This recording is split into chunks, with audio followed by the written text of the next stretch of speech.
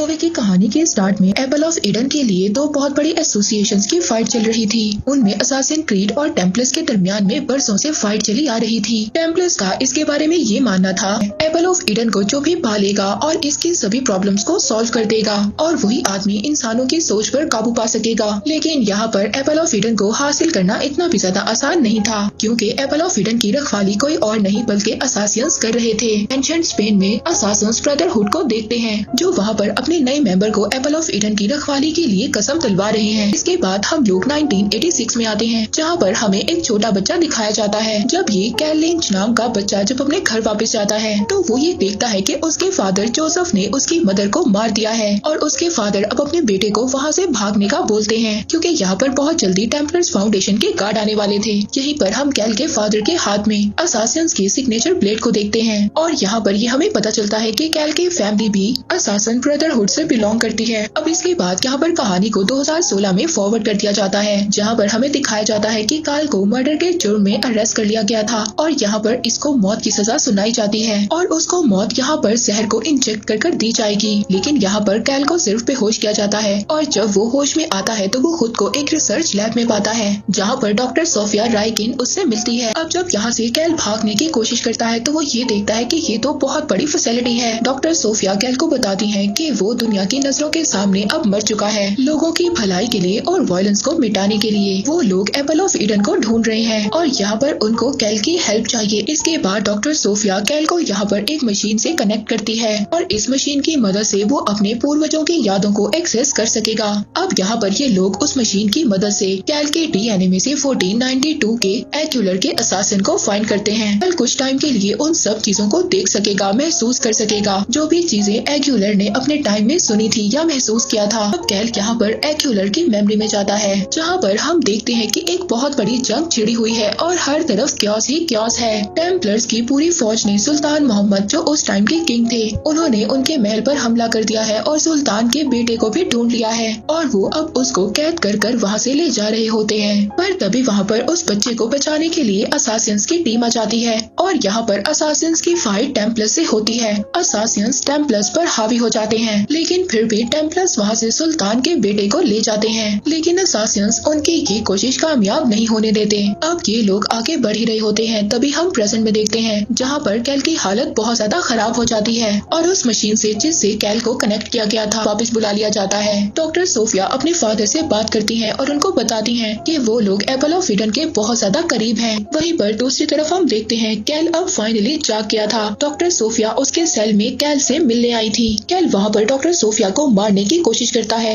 मगर doctor Sophia कैल को convince कर लेती है और उसको उसकी मरी हुई मदर के बारे में याद करवाती है। यहाँ पर कैल डॉक्टर सोफिया से पूछता है कि तुम मेरे बारे में इतना सब कुछ कैसे जानती हो। यहाँ पर डॉक्टर सोफिया कैल को बताती है कि जब उसको अरेस्ट किया गया था तो उन लोगों ने उसके डीएनए को एक्यूलर से मैच किया था और यहाँ पर ये लोग कंफर्म हो गए थे कि एपल ऑफ ईडन तक इन लोगों को कैल ही पहुँचा सकता है। सोफिया यहाँ पर कैल को ये भी बताती है कि उसके फादर एक असासिन थे जिन्होंने उसकी मदर को मार दिया था और अगर किसी तरह कैल इन लोगों को एपल ऑफ ईडन तक पहुँचा दे तो ये लोग वायलेंस को ह्यूमैनिटी से पूरी तरह से मिटा देंगे, जिसके बाद ह्यूमंस फाइनली आराम से रह सकेंगे। अब कैल जब यहाँ पर सेल में घूम रहा होता है तो वहाँ पर वो अपने जैसे और भी लोगों को देखता है जो असासिन्स की फैमिली से ही बिलोंग करते थे। अब इन सब लोगों को मिलकर एपल को गलत हाथों में जाने से रोकना होगा। अब कैल को जबरदस्ती उसके रूम से लाया जाता है और एनिमल्स के लिए तैयार किया जाता है। कैल की कंडीशन बिल्कुल भी ऐसी नहीं थी कि वो दोबारा से एनिमल्स के जरिए पास्ट में जा सके, लेकिन वो फिर भी अपने पास्ट से कनेक्ट हो जाता है और यहाँ पर कैल के पास्ट में हमें दिखाया जाता है कि एक्यूलर और उसके एक साथी को टेम्पलर्स ने बंदी बना लिया है और अब इन दोनों को पूरे किंगडम के सामने जला दिया जाएगा। मगर ये लोग यहाँ पर भी हिम्मत नहीं हारते। टेम्पलर्स के गार्ड ने इन लोगों को मौत की सजा के लिए इस फंदे पर चढ़ा दिया था, लेकिन यहाँ पर एक्यूलर छूटने की कोशिश करता है और कामयाब भी हो जाता है और इसी के साथ साथ वो अपने साथी को भी छुड़वा लेता है। इनके लिए यहाँ से भागना इतना भी ज्यादा आसान नहीं था, क्योंकि इनके आगे पीछे पूरी टेम्पलर्स की फौज पड़ गई थी। लेकिन जैसे तैसे कर ये लोग इस फौज से फाइट करते हैं और यहाँ से अपना पीछा छुड़ा लेते हैं और भाग जाते हैं। इसके बाद दोबारा से हमें प्रेजेंट में दिखाया जाता है कि कैल का का कनेक्शन एनिमस से टूट जाता है और वो नीचे गिर जाता है। हम यहाँ पर देखते हैं कि कैल की कंडीशन बहुत ज्यादा बिगड़ रही थी और उसकी बॉडी भी पैरालाइज्ड होने वाली थी, पर ये पैरालिसिस टेम्पररी ही रहता है। यहाँ पर डॉक्टर सोफिया बहुत ही जल्दी कैल को क्योर कर लेती है। अब ये सब कुछ यहाँ पर कैल को बिल्कुल भी ठीक नहीं लग रहा था, क्योंकि अगर ऐसा ही सब कुछ चलता रहा तो वो बहुत जल्दी मारा जाएगा। मगर इसके बाद कैल दोबारा से एनिमस मशीन से कनेक्ट होकर दोबारा से अपने पास्ट में जाता है। वो देखता है कि टेम्पलर्स ने सुल्तान किंग के बेटे के बदले एपल ऑफ इडन की डिमांड की थी और वो सुल्तान को ये बताते हैं अब कोई भी असासिन उसकी हिफाजत के लिए नहीं आएगा।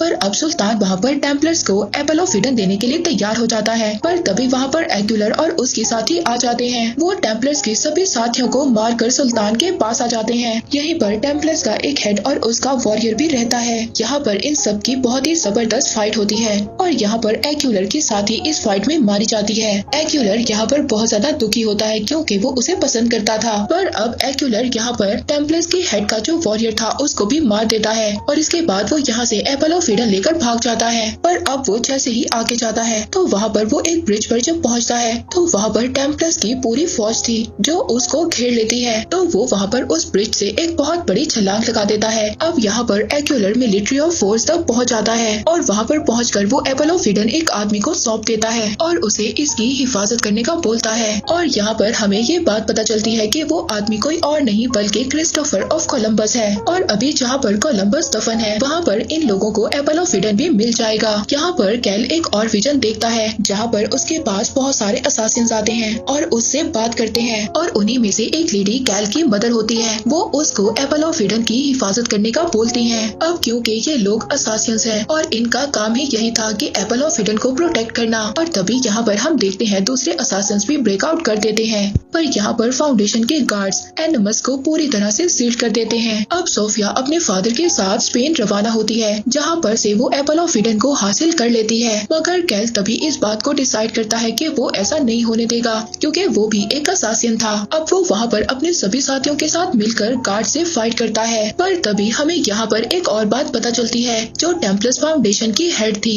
कि वो एपल ऑफ इडन का इस्तेमाल इंसानियत की भलाई के लिए नहीं बल्कि इंसानों के खिलाफ इस्तेमाल करेंगी और इस एपल ऑफ इडन से ये लोग इंसानियत को अपने काबू में ला सकेंगे। पर ये बात डॉक्टर सोफिया बिल्कुल भी नहीं जानती थी। हम यहाँ पर देखते हैं कि सभी असासिन मिलकर इस फैसिलिटी के सभी गार्ड्स को मार देते हैं, लेकिन इस फाइट में इन लोगों के बहुत सारे असासिन्स भी मारे जाते हैं। अब डॉक्टर सोफिया और वो लेडी हेड हेलीकॉप्टर में बैठकर यहाँ से चले जाते हैं। कैल उनको रोकने में नाकाम हो जाता है। अब टेम्पलर्स फाउंडेशन ने एपल ऑफ इडन को हासिल कर लिया था। वो वहाँ पर एक प्रोग्राम कर रहे थे, तभी उस प्रोग्राम में असासिन की टीम आ जाती है। कैल वहाँ पर आकर डॉक्टर सोफिया को बताता है कि बरसों से असासिन ही ह्यूमैनिटी की हिफाजत कर रहे हैं एपल ऑफ इडन को प्रोटेक्ट कर। और सोफिया भी अब इस बात को समझ गई थी कि अगर एपल ऑफ इडन टेम्पलर्स के पास रहा तो ह्यूमैनिटी नहीं बच पाएगी। अब इसीलिए वो कैल की हेल्प करती है, वो उनको अंदर जाने देती है। अब यहाँ पर असासिन की पूरी टीम टेम्पलर्स की टीम को मार देती है और वो सभी असासिन मिलकर एपल ऑफ इडन को सिक्योर कर लेते हैं और इसी तरह वो एपल ऑफ इडन दोबारा से असासिन्स के पास आ जाता है। और इसी के साथ ये मूवी यहीं पर एंड हो जाती है।